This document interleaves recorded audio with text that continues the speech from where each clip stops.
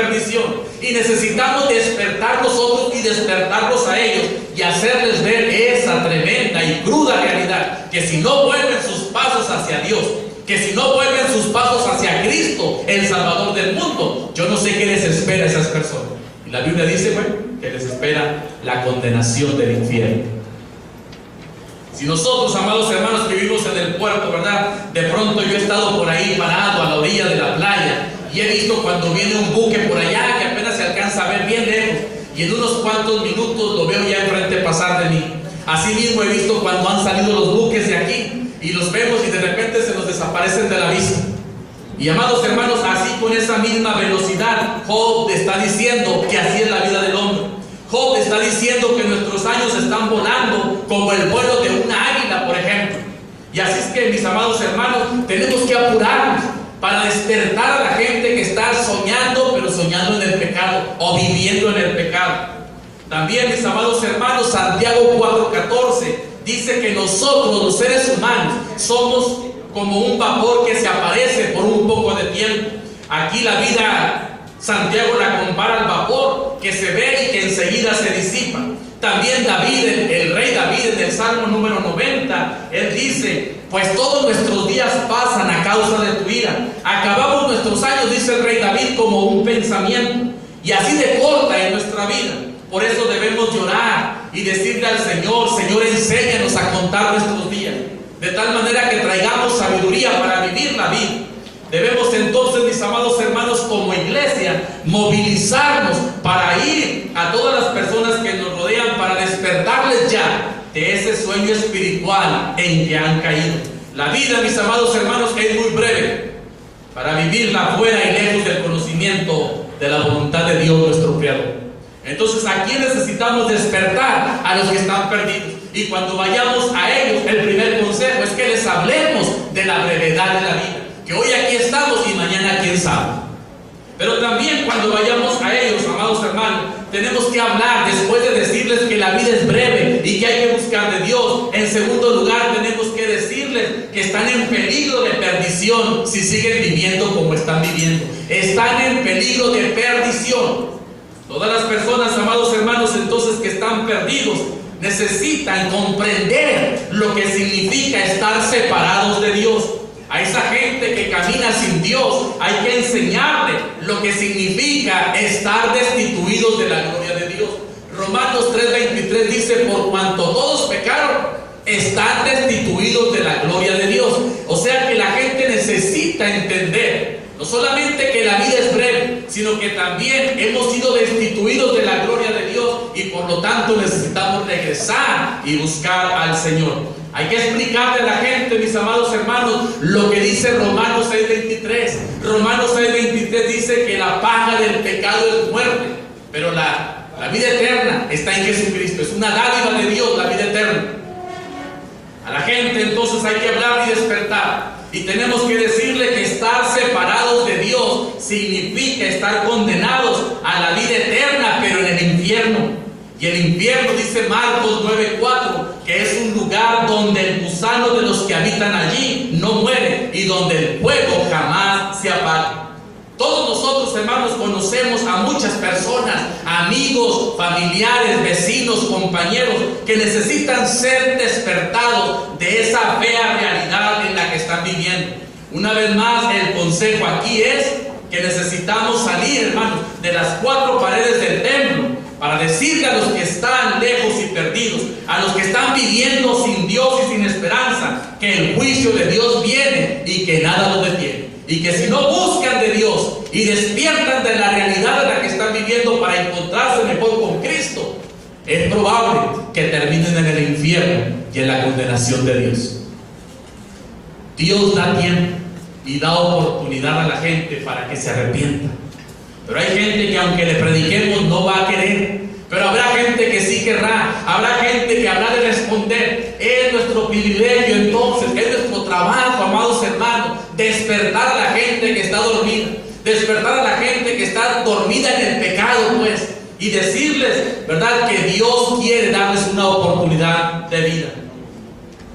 Pero no solamente tenemos que decirles a ellos, no solamente tenemos que decirles que la vida es breve, no solamente tenemos que decirles que si no se arrepienten vendrá la condenación sobre sus vidas, sino que también tenemos que decirles despierten para que entonces puedan ver la grandeza del Salvador. Romanos 5:8 dice: mas Dios muestra su amor para con nosotros, en que siendo pecadores, Cristo murió por nosotros. Juan 3:16 dice: porque de tal manera amó Dios al mundo, que ha dado a su Hijo unigénito, para que todo aquel que en Él crea no se pierda, mas tenga vida eterna.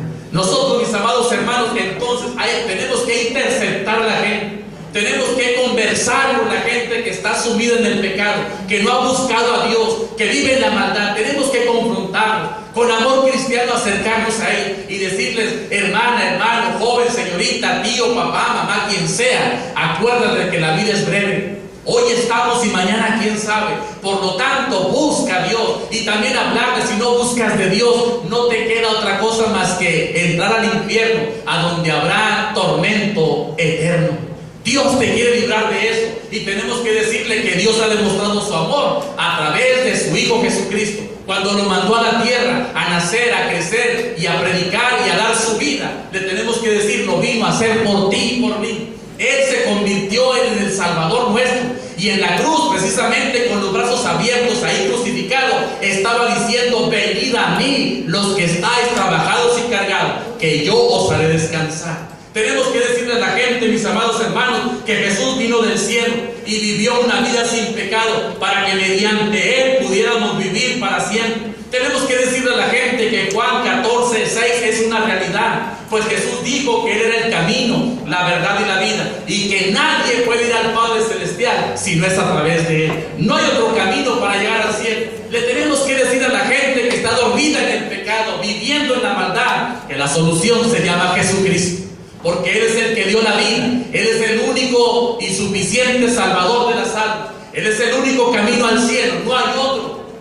No hay corredentores. No hay otras personas que hayan hecho el sacrificio como Jesucristo. Él es el único.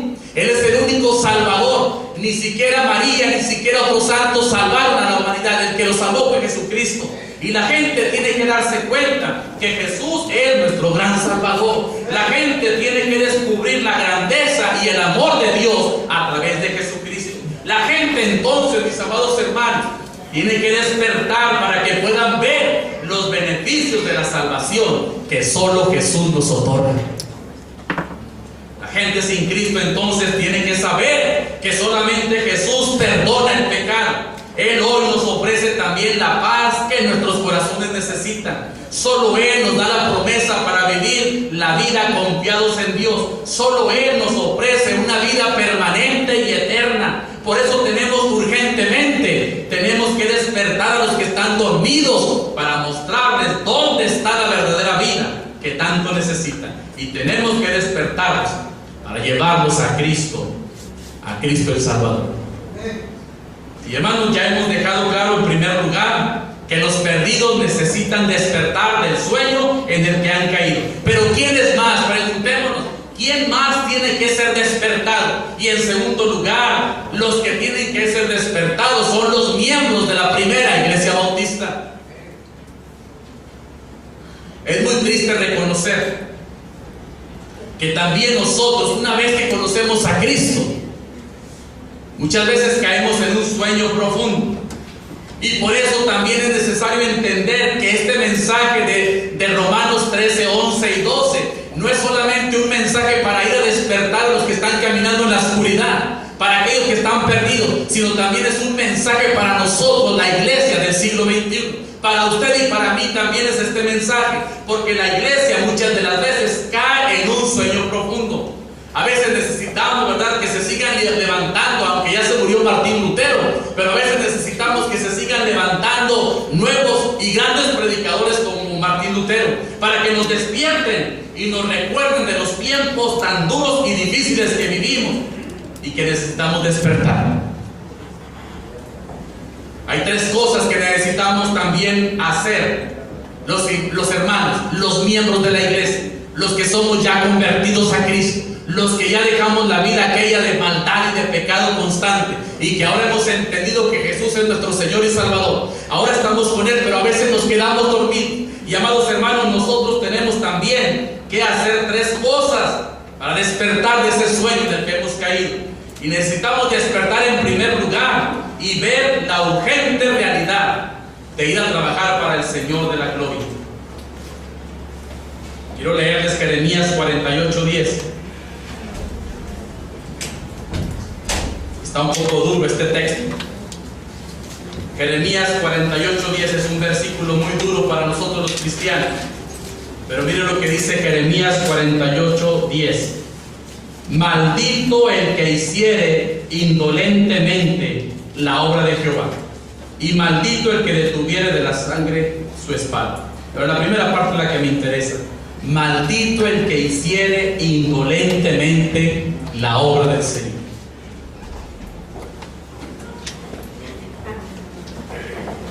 Aquí nos dice claramente, mis amados hermanos, la Biblia, que debemos de tener cuidado en hacer bien la obra de Dios y no hacer la obra de Dios a lo loco o descuidar nuestro trabajo, porque la Biblia dice que si lo hacemos así habrá maldición sobre nuestra vida, y la palabra maldición es otra cosa más que castigo de parte de nuestro Dios. Y amados hermanos, algunos cuestionan que si Dios castiga, que si no castiga. Déjeme decirle que Dios, aunque nos gusta más la palabra disciplina, pero la palabra disciplina se deriva también de castigo. Y dice la Biblia que Dios, como todo padre terrenal, nos disciplina. Así lo dice la Biblia en Hebreos. Allá en Hebreos, hermanos, está esta parte de la Biblia, Hebreos 12, dice que Dios al que ama castiga y disciplina.